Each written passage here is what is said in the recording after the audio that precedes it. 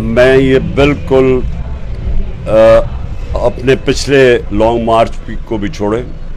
میں نے پاکستان کی تاریخ میں کبھی ایسی چیز نہیں دیکھی۔ میں نے تو وہ جب چیف جسٹس کی وہ موومنٹ ہوئی تھی وکلا کی، وہ بھی میں نے دیکھی ہوئی ہے۔ ایسے کبھی نہیں ہوا، نہ ہوگا، کیونکہ ساری قوم اس وقت متفق ہے، شعور آ چکا ہے ہماری قوم میں،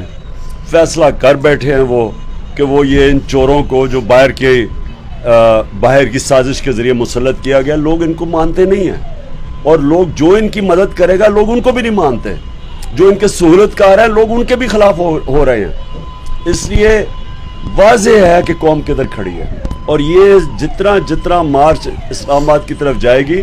یہ سب کو واضح ہو جائے گا کہ آج پاکستان کی عوام کدھر کھڑی ہے، اور وہ چاہتی ہے صاف اور شفاف الیکشن، اور وہ ان چوروں کو کسی صورت کا حفاظت چاہیے۔ یہ ہم کوئی بھیڑ بکریاں نہیں ہیں اوپر بٹھا دے چوروں کو اور کہہ کہ جناب آپ ان کو تسلیم کر لیں۔ یہ دن چلے گئے ہیں،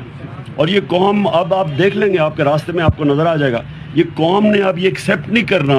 کہ یہ پرانا ایک فرسودہ ایک